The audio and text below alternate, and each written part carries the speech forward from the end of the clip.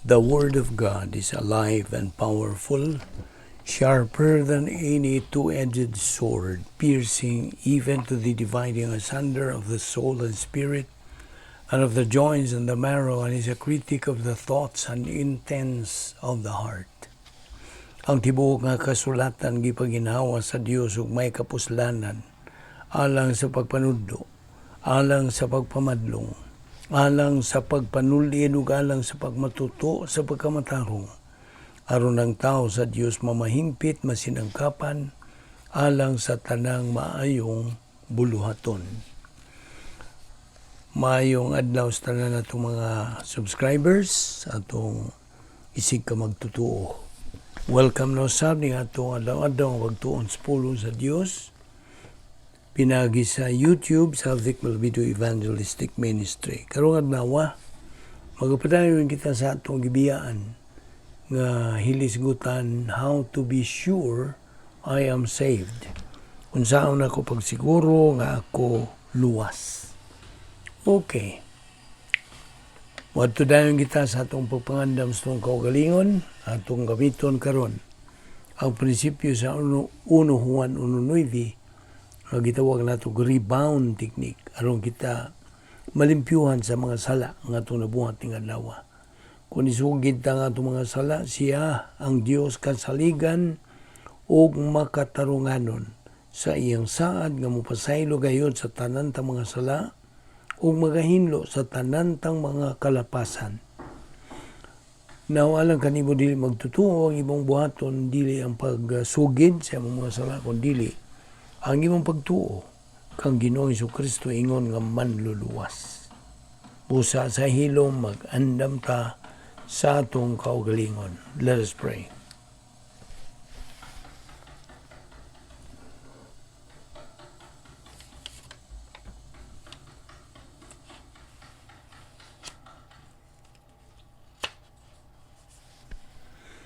Magampo ta. Heavenly Father, because we belong to Thee, we have the right and the privilege of fulfilling the function of our priesthood by listening to the teaching of Your Word. Among nailhan ug naklaro ang among pagtubo, ang among pagkahiluna sa grasya, bahin sa kinabuhi, our understanding of Your plan, ang imong tuyo, imong disenyo for each one of us is based upon the constant, daily, consistent assimilation of Your Word. May God, the Holy Spirit, now sanctify us to the nourishment of our soul. Kining tanan namong giampo, gipasalamatan sa ngalan ni Ginoong Jesucristo. Amen. Maayong adlaw, akong malikon sa paghimamat kaninyo. Ato karong ipadayon ang atong hilisgutan, diin kita muhunong kagahapon, no? Okay, kagahapon nag-ingon kita nga na ay punto sa doktrina nga unsa ka tawo nga mudawat o midawat o gasa apan iya kining isalibay, ilabay ang maong gasa right towards the giver's face. Ngadto sa naong sa naghatang nini, ambot pasabot sa pagsalikway niya nini, kini samaras iyang giinsulto ang gasa sa Dios. Like insulting God's gift, rejecting God's gift of salvation. Iyang kanang salikway ang gasa sa Dios. Now, ang Diyos nagkarayon diya sa iyang pulong nga we can know, masayo kita beyond any doubt nga kita may langit. Nana sa 1 Juan 5:13 o nagapadayag ka nato, nagapaklaro ka nato unsa mahinungdan.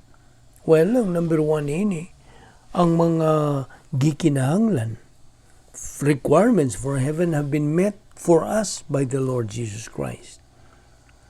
Ikaduha, the way to heaven, dili pinagi mga binuhatan, kundi dili pinagi sa pagtuo lamang. Episodos 8:9. Now, Ako kang giyanta kang mga pipila ka mga bersikulo bahin ini, o I hope imo na itong gikopya, o na diha na suwat na si mong notebook o iPad. Okay, karon na sa ilaing pangutan na nakon imo. How do you know for sure you have indeed become a child of God? Unsa man nimo pagkasayod o giunsa man nimo pagkasayod sa siguro nga paagi nga ikaw nahimo na yung anak sa Dios? Well, I often ask anybody whenever God gives me an opportunity ni ining pangutana, how did you become a Christian? Yun sa manimo pagkahimong Kristohanon.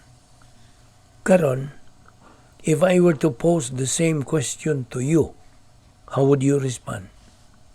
Sa niyo pagtubag na? Could you provide a clear biblical answer?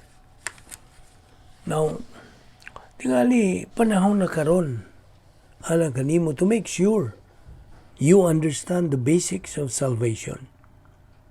Na katunan na bagyod nimo, na sayra na bagyod nimo, na silsil na bagyod nimo ang bahin sa mga sinugdanan nga mga doktrina, bahin o kaluwasan.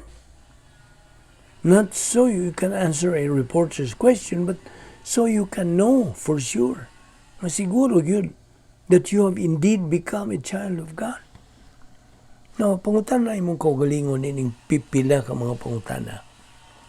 Ako bagyong giila nga kanang I have committed sin against God. Have I recognized that?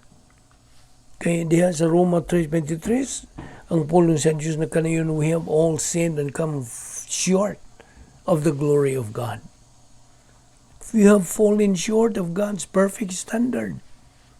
It is because of our sin nga ang kaluwasan is so vital. We need to be forgiven. Ikaduha, have I acknowledged nga si Ginoo Kristo namatay dito sa cross to pay the penalty for my sin? And have I acknowledged and believed in Him, ang Ginoo Kristo, as my personal Savior? Roma 10:9 nga to sa 10. Kaya ang kaluwasan, God, it's not a matter of trying to live like Jesus or believing that He was a good man. It is accepting ang imong pagdawat sa gasa, what He did at the cross for you. Muna ikaduha, ikatulo, do I desire to live in a way that pleases Christ? This gives evidence ng atong pagtuong ato kaniya genuine yun, tinuuray yun. 1 John 2:3-6. Now, mangutanan sa kunimo, do you know you are saved? Naibaw na bagyo ka. Okay? It is the most important question kana that you will ever answer. Nainumdum ka niya itong words to live by nato in a separate bahin kini sa ministry, words to live by. To get to heaven, it is who you know that counts. Nainumdum ka niya na? Well, basaha ang mga bersikulo Efeso 1:3 ngadto 14, 1 Pedro 3, bersikulo 15. Now, karon, wadto tas pagsibo gamay ining atong pagtuon, ha? Human ka maluwas. Okay? Let us presume ikaw luwas na og you have already settled your eternal future with God. You're reconciled now to God. Nadugtong ka ng Ginoo Kristo ingon nga imong personal nga manluwas. Okay? After salvation, what? Manudanon kayo kini mong pangutana kay daghan sa atong mga igsoong mga Kristohanon nga wa gyud sila ideya. Unsaon nila pag kanang tuman, human sila maluwas. Now, human ang usa ka tawo mutuo kang Ginoo Kristo nga iyang manluluwas. Gimanduan dayon siya sa ikaduhang Pedro 3:18. to grow in grace and in the knowledge of the Lord Jesus Christ. Pangutana, unsaon man? Well, tuwag. Pinagi sa pagtuon sa pulong sa Diyos. Sa adlaw-adlaw nga pagi. On a daily basis, dili kay siniman na, dili kay binuan, tinuig, samot na. But first of all, ang bag-ong natao pag-usab nga magtutuo is made to understand that the following things have actually happened na hitabo gyud in that very instant nga iyang gituuhan sa Ginoong Kristo nga iyang manluwas. Naguna niini, gisuluban siya sa kinabuhing dayon. Juan 3:36. Ikaduha, giisipan siya sa pagkamatarong sa Dios. He was imputed God's perfect righteousness. Gisuluban ba? So kung ang Dios nga mahan mo tan-aw kaniya, dili na siya hinukman, kundili namatarong na. Kaya nagsuloob naman siya sa hingpit nga pagkamatarong sa Dios. Ikatulo, gipasaylo na siya o gipapas na ang sala nga dili mapasaylo. He was forgiven and cleansed of the unpardonable sin. Ikaapat, ang iyangan gisuwat na didto sa Lamb's Book of Life. Tuwa na, nasuwat na iyangan, ug dili na mapanas, di na mapahangtod. Kana, nagtibailan nga siya kalifikado na nga magauban sa Dios, magkinabuhi dito sa eternidad uban sa Dios hangtod sa kangtulan. Ikalima, diha nahimo siyang sakop sa harianong panimalay sa Dios. He became a member of the royal family of God. Ikaunom, musugod siya sa pagkinabuhi ug usa ka kinabuhi nga may katuyuan, dunay kahulugan with definition. Ikapito, nahimo siya nga may puruhan nga mahimong mananaog sa kinabuhi ug sa kinabuhi nga luyo nining kinabuhi. He becomes a potential winner in life and in the life hereafter. Ikawalo, nahimo siyang midawat o recipient sa espirituhanong gasa nga gihatag kaniya sa Dios Espiritu Santo. Ikasiyam, nahimo siyang kanang midawat sa kapatan ka mga butang gihatag sa Dios at the point of salvation. Number 10, he is called a saint. Santo na siya. 11, he is called a believer. Nahimo na siya nga magtutuo o Kristohanon. Ika-12, nahimo na siya nga lungsuranon sa langit. Tagalangit na siya, Pilipos 3:20. Ika-13, nahimo na siyang sakop sa Ecclesia, the called out ones. Ika-14, nahimo na siyang kumplito diha kang Kristo. Completely secure ang buti pasabot. O ika-15, gisilyuhan na siya o gitimbrihan na siya sa Espiritu Santo.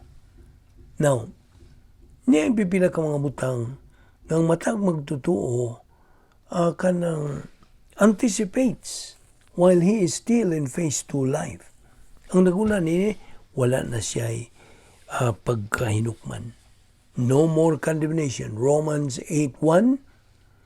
Ikaduha, absent from the body, face to face with the Lord.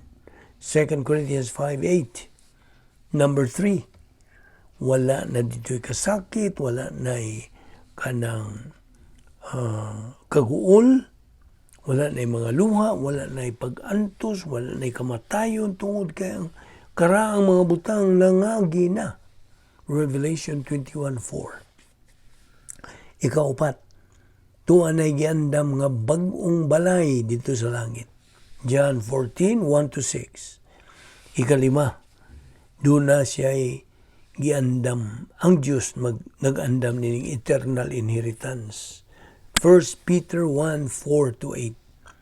Ikaunom, A believer knows he has a better recognition of eternal life. John 20, verse 31. Ug ang ikapito, waiting for resurrection body. John 11:25, 1 Corinthians 15:51 to 57, 1 John 3:1 and 2, Philippians 3:21, and many other passages. Okay? So din kita muhunong una karong adlaw, ito ipadayon ni ugma, magampo ta. Amahan na mong langit nun, salamat sa imong grasya. Ning grasya nga pagpahimulos sa imong kamatuoran, pagpahimulos, pagpakingambitay kanimong sa imong mga kamatuoran. Salamat. Ning among Bible study pinagi sa YouTube, sa Balbido Evangelistic Ministry. Dada kami pagmaling ugma dinhi, aron kami makapadayon nini among spiritual momentum. Kining tanan among gipasalamatan sa ngalan ni Ginoong Hesukristo. Amen.